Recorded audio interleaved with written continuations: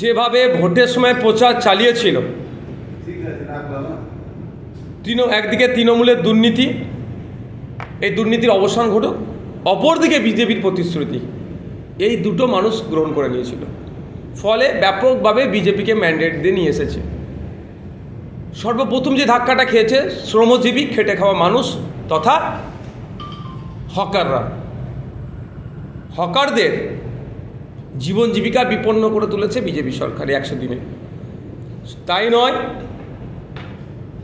লক্ষ্মী ভাণ্ডারের পরিবর্তে অন্নপূর্ণা যোজনার কথা বলা হয়েছিল, যে আপনার প্রত্যেকটা মহিলাকে 3000 করে দেওয়া হবে।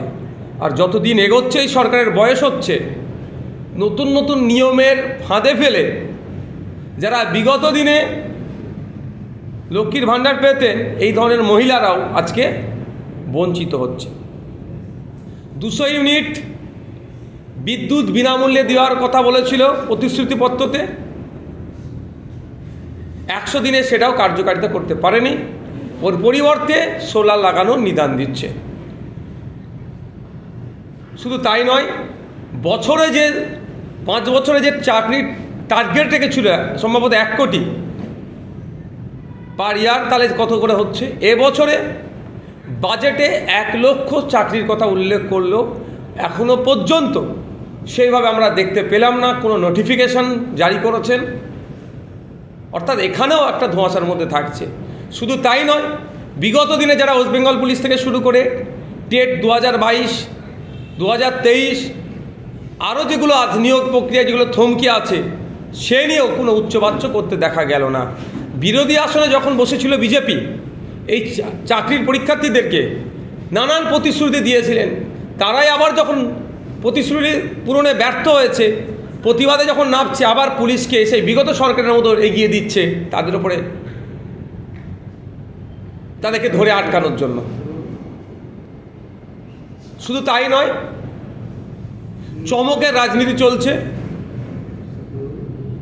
আর উন্নয়ন শুধু দেখানো হচ্ছে, বিশেষ এক সম্প্রদায়কে আক্রমণটাকে এদের উন্নয়ন বলে দেখানো হচ্ছে। 100 দিনের সরকার যথেষ্ট টাইম পেয়েছে, কিন্তু যেভাবে এগিয়ে যাওয়ার কথা ছিল বা যেভাবে প্রতিশ্রুতিপত্রতে তারা নিজেদেরকে এগিয়ে নিয়ে যাওয়ার কথা বলেছিল, সেই পূরণে ব্যর্থ। এবার আমি বিরোধী বিধায়ক হিসাবে এগুলো বলবই। আমার থেকে ভালো বলতে পারবে শহরে চলে যান, গিয়ে তাদেরকে জিজ্ঞাসা করুন জল যন্ত্রণা কতটা কমেছে, যেটা শহরে সব থেকে 5টা সমস্যার মধ্যে অন্যতম একটা, জল যন্ত্রণা কতটা কমেছে তারা বলবে।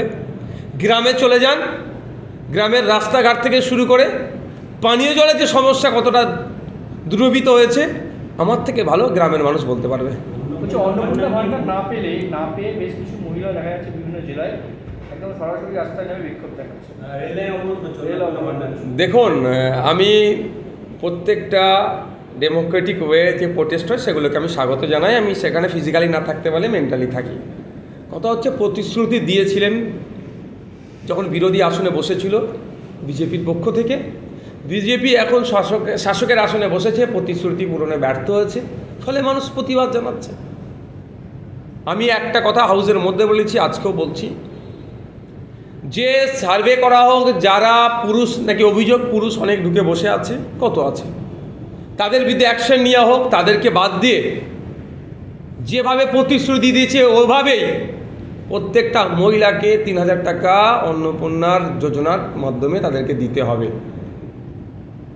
এটা আমার দাবি।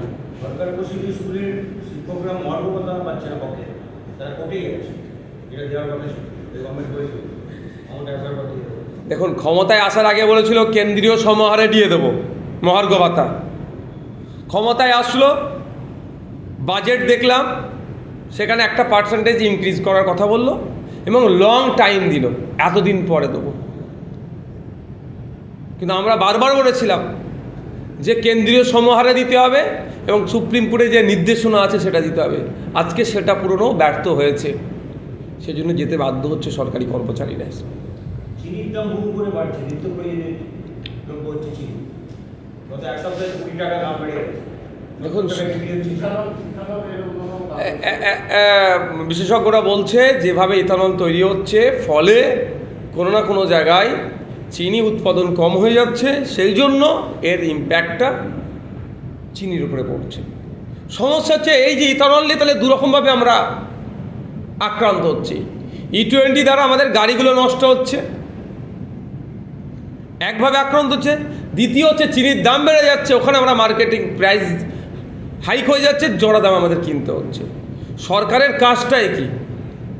জনগণকে একটু সুযোগ সুবিধা বেশি করে দেওয়া, মার্কেটকে কন্ট্রোল করা, ভারতবর্ষের নাগরিক যারা আছেন, বাংলার নাগরিক যারা আছেন, তাদেরকে এই যে নিত্য প্রয়োজনীয় জিনিসগুলো আছে সেই দামটা আন্ডার কন্ট্রোল রাখা।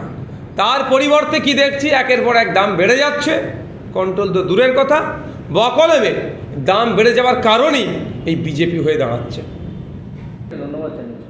দেখুন, আমরা যুক্তরাষ্ট্রীয় পরিকাঠামোর মধ্যে আছি। পরিকাঠামোর মধ্যে যখন আছি, যে প্রোটোকল আছে প্রত্যেককে প্রোটোকলের মান্যতা দেওয়া দরকার। এমনও তো দেখা গিয়েছে যে আমাদের পশ্চিমবাংলার সরকারের যিনি প্রধান, অ্যাডমিনিস্ট্রেটিভ মিটিং করছেন বিরোধী এমপি এমএলএদেরকে বর্জন করে। এটা তো প্রোটোকলের বাইরে। আজকে অমিত শাহজি যে কথা বলছেন প্রোটোকলের মধ্যে থেকে নিশ্চিতভাবে বলছে। তবে একটা কথা আমি অ্যাড করতে চাই, যেহেতু তিনি উত্তরবঙ্গে এসেছেন, উত্তরবঙ্গে এসে আমাদের দেশে নিরাপত্তার জন্য তিনি আলোচনা করছেন। শুধু উত্তরবঙ্গ নয়, পাঞ্জাব, গুজরাট, ওদিকে আপনার রাজস্থান সহ ত্রিপুরার যে বর্ডার স্টেটগুলো আছে সেগুলোকে আরও বেশি করে নজর দেওয়া দরকার। অরুণাচল প্রদেশ প্রত্যেক দিন শুনছি কম বেশি নাকি চীনের অগ্রসর হচ্ছে, সেখানে আটকাবে কী করে? কয়েক হাজার কিলোমিটার নাকি চীন চলে এসেছে। একটা ভিডিও দেখছিলাম অরুণাচল প্রদেশের একটা ছেলের, প্রতিবাদী একটা ছেলে, যে এখনও যদি আমরা চুপ থাকি আমরা আগামী দিনে ইন্ডিয়াতে থাকতে পারবো না, চীনের মধ্যে চলে যাব। সেখানেও তো দেখতে হবে।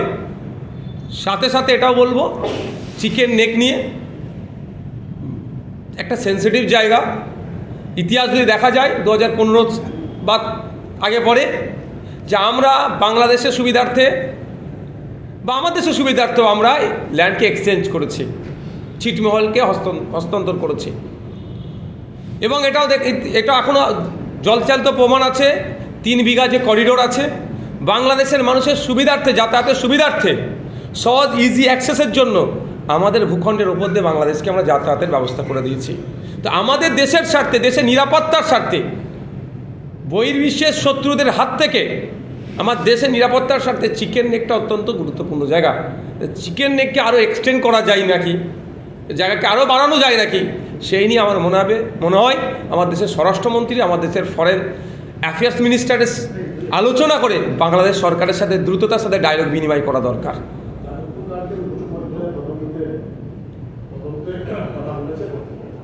যাদবপুর এখন